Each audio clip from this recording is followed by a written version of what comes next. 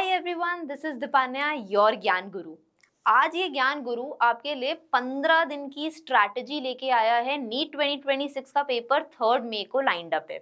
बहुत सारे बच्चे ये पूछते हैं हमसे कि इन 15 दिनों को कैसे मैक्सिमम यूटिलाइज करें, तो वो आज स्ट्रैटेजी मैं बताने वाली हूँ। ये शुरू करने से पहले मैं सब बच्चों से रिक्वेस्ट करूंगी कि लाइक कर दो। कोई भी इश्यूज आ रहे हैं, दिक्कत आ रही है, कैसे स्ट्रैटेजी को फॉलो करें, क्या करें, कमेंट कर दो। I will be the one who will reply. And channel को सब्सक्राइब करना नहीं भूलना। मुश्किल से 5 से 6 मिनट की वीडियो होगी आप लोगों के लिए, लेकिन ये बेस्ट होने वाली है। पहली चीज आ जाती है कॉन्सेप्ट्स वर्सेस कंटेंट। अब बहुत सारे बच्चे 1000 बुक्स लेके पढ़ने लग जाते हैं कि मैं इस चैप्टर को भी पढ़ लूं, उस बुक में से उस चैप्टर को पढ़ लूं। नहीं, ये नहीं करना है।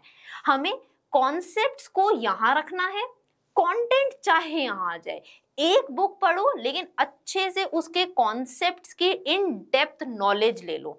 करेक्ट। और मैं आज आपको बता रही हूँ एनसीईआरटी इज योर एवरीथिंग। बहुत बच्चे एनसीईआरटी ही स्किप कर देते हैं, यहाँ लिखा हुआ भी है बहुत क्लियरली, आप लोग देखो, एनसीईआरटी इज योर एवरीथिंग। तो एनसीईआरटी अगर कर ली तो लाइफ जिंगालाला वाला चीज है, कोई आपको रोक नहीं सकता नीट में मैक्सिमम नंबर लाने से। दूसरी चीज आती है हमारी, अगर हम कैटेगराइज करें कि बायो में क्या पढ़ें, फिजिक्स में क्या पढ़ें एंड केमिस्ट्री में क्या पढ़ें, तो बायो में आपके जो डायग्राम्स हैं उनको जरूर करके जाना है। फुटनोट से ही छोटे छोटे क्वेश्चंस बन जाते हैं, डायग्राम्स को स्किप नहीं करना है। फिजिक्स की बात करें तो फिजिक्स में मेमोराइज मत करो हर फॉर्मूले को। ठीक है, कुछ फॉर्मूलाज को हमें रटना भी पड़ता है, कोई इश्यू नहीं है उसमें, but try to understand the how and why scenarios, कि ऐसा क्यों हुआ, तो इजी हो जाएगा। ट्रस्ट मी, ये मेरा खुद का किया हुआ एक चीज है कि जब मैं उस चीज को समझ लेती हूँ ना कि ऐसा क्यों हुआ, तो बहुत इजी हो जाता है। केमिस्ट्री की बात करें तो केमिस्ट्री में ऑर्गेनिक केमिस्ट्री को स्टोरी की तरह लो, ज्यादा स्ट्रेस मत लो, सब हो जाएगा। जो भी हाई वेटेज चैप्टर्स हैं उनको पहले पढ़ो। डेफिनेटली पीवाईक्यूज को जरूर करके जाना है। पीवाईक्यूज से ही मैक्सिमम क्वेश्चंस नीट में आते हैं हर एग्जाम में, चाहे हम जेई की भी बात करें।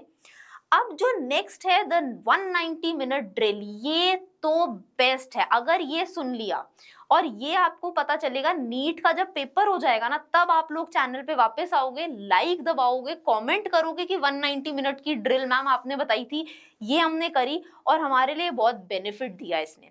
अब ये 190 मिनट की ड्रिल है क्या एग्जैक्टली? जैसे हमें पता है नीट का पेपर 200 मिनट का आता है, करेक्ट।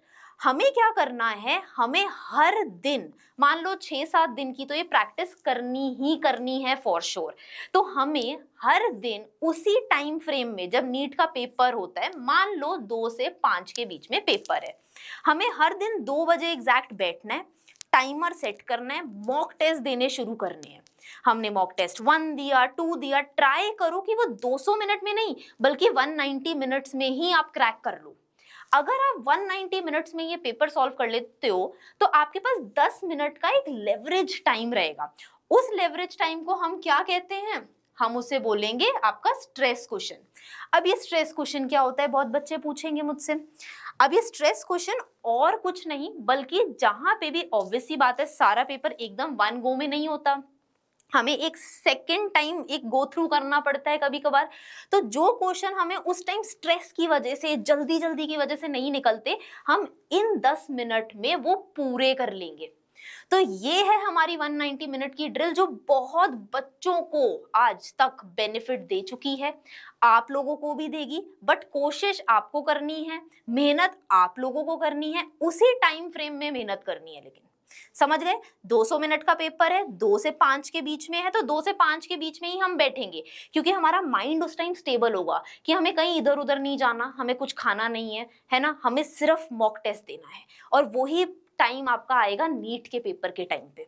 तो ये आपको इतना ज्यादा हेल्प करेगा, और जिस जिस को ये हेल्प करेगा वो मुझे यहाँ प्रॉमिस करके जाएगा कि कमेंट में यहाँ पे पिन करेगा कि यार ये मैम आपने बढ़िया चीज बता दी मुझे। अब दूसरी चीज आ जाती है, जब भी हम मॉक टेस्ट देते हैं ना बच्चों, हम क्या करते हैं, मॉक टेस्ट हमने दिया, हमें मान लो 5 क्वेश्चन नहीं बने पहले मॉक टेस्ट से, हम उसको ना छोड़ देते हैं, हम उसे सोचते भी नहीं है, एक बार भी हम उसकी तरफ नहीं देखते। ये गलत चीज है। अब यहीं पे हमारा जो एक तरीका है पढ़ने का वो गलत जा रहा है। तो अब मैं आपको इसका एक बड़ा इजी सा वे आउट बताती हूँ। जब भी आप एक मॉक टेस्ट दे रहे हो, आप एक नोटबुक बना लो, चाइनीज नहीं लिखनी उसमें, हम अपने नीट के क्वेश्चन सॉल्व करेंगे। तो अब आपने मॉक टेस्ट 1 दिया, मान लो मेरे 5 क्वेश्चन नहीं निकले, तो मैंने उन 5 क्वेश्चंस को उस नोटबुक में जॉट डाउन कर दिया, नोट कर लिया मैंने। ठीक है, अब मैंने मॉक टेस्ट 2 दिया, 3 दिया, हर टाइम मॉक टेस्ट के बाद मैंने एक नोटबुक बना रखी है, उसमें मैं सारी चीजें लिखती हूँ जो जो मुझे डिफिकल्टी हुई एवरी मॉक टेस्ट में। अब एंड में मेरे साथ क्या होगा, जब भी मैं मॉक टेस्ट दे रही हूँ 2-3 दिन पहले मैं ये चीज नोटिस कर लूंगी कि ये वाली चीज मुझे गड़बड़ हुई, इसका कॉन्सेप्ट देख लूंगी, तो that will create a lot of pluses कि हाँ भाई जहां गलती हो रही थी अब मैंने वो चीज पढ़ ली। तो यहाँ पे नोटबुक बनानी बहुत जरूरी है। अब जो नीट का एग्जाम है ना, ये आप लोगों का टेम्परामेंट टेस्ट करता है। 3 घंटे में पेपर कोई क्रैक नहीं कर सकता, या 3 दिन में। नीट का जो पेपर है वो आपके डिसिप्लिन को चेक कर रहा है, वो आपके स्मॉल स्मॉल चीजों को चेक कर रहा है कि आप कितने कंसिस्टेंट हो। तो consistency is also the key. वही हमारी नेक्स्ट स्लाइड है कि कंसिस्टेंसी बहुत जरूरी है। ऐसा नहीं है कि मैं एक दिन 15 घंटे पढ़ लूं और मैंने कहा कि भाई मैंने तो नीट फोड़ दिया। नहीं, हर दिन आप 6-6 घंटे भी अगर पढ़ोगे, प्रॉपर स्लीप लो। ऐसा नहीं है कि रात को स्लीप ही नहीं लेना, सोना ही नहीं है, भाई मैं पढ़े जा रहा हूँ, वो भी गलत है। उस ब्रेन को भी आपके रिक्वायर्ड है प्रॉपर स्लीप, अच्छा खाना खाना। तो कंसिस्टेंसी रखनी है। अगर आप हर दिन 6 घंटे पढ़ रहे हो, फोकस करके 6 घंटे पढ़ो। ये नहीं मैं बोल तो रही हूँ मम्मी को कि 15 घंटे पढ़ूंगी, लेकिन साथ में एक रील का टाइम चल रहा है, फोन चल रहा है, नहीं, ये नहीं करना है। करेक्ट। अब हमारे पास वही चीज आ जाती है माइंडसेट के ऊपर कि आपका ग्रेटेस्ट एनिमी आपको पता है कौन है। पेपर में हम लोग डर जाते हैं, अगले दिन मेरा पेपर है, आज मैं शिवर कर रही हूँ, मैं ठंडी पड़ गई, मेरे को चिल्स आ रहे हैं। ये नहीं करना है, आपको पैनिक क्रिएट नहीं करना, नॉर्मल रहो एकदम। आपने सब पढ़ा है, ऐसा पेपर से पहले लगता है कि आप ये चीजें भूल रहे हो, कहीं ना कहीं मैं कोई फॉर्मूला ना भूल जाऊं। ये मेरे साथ भी हुआ है, सबके साथ होता है, कोई दिक्कत नहीं है। वहां जब जाओगे, अगर तैयारी अच्छी कर रखी है, प्रॉपर तैयारी कर रखी है, तो डेफिनेटली पेपर क्रैक करके आओगे। अब आप ये देखो इसके सॉल्यूशंस क्या हैं। पहले आपको प्रैक्टिस करना है एक्टिव रिकॉल। अब कुछ बच्चे पूछेंगे कि ये एक्टिव रिकॉल क्या होता है। मैं अभी नहीं बताऊंगी, क्योंकि जो बच्चे हमें श्री चैतन्य अकेडमी नोएडा को इंस्टा पे फॉलो कर रहे हैं, मैंने वहां पे एक्टिव और पैसिव रिकॉल के बारे में बहुत डिटेल्ड रील डाली है। जिसको भी लिंक चाहिए मुझे कमेंट करना कि मैम इसका लिंक भेजो, लिंक कमेंट में आएगा आपके पास। तो एक्टिव रिकॉल फॉलो करो, बहुत ही ज्यादा आपको प्रॉब्लम नहीं आएगी, अच्छा रहेगा आप लोगों के लिए। कॉन्फिडेंस बढ़ा के रखो, कॉन्फिडेंस नहीं गिराना अपना, ठीक है।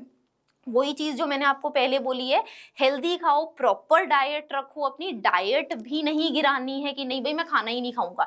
भगवान ने ऐसा नहीं लिखा कि खाना नहीं खाओगे तो पेपर निकलवा दूंगा, प्रॉपर खाना खाना है, उसकी टेंशन नहीं लेनी है। और आपको अपना पूरा ध्यान पेपर में लगाना है, इधर उधर नहीं कुछ लगाना कि भाई मैं इधर चला जाऊं उधर चला जाऊं। ठीक है, एंजॉय करना है लाइफ को।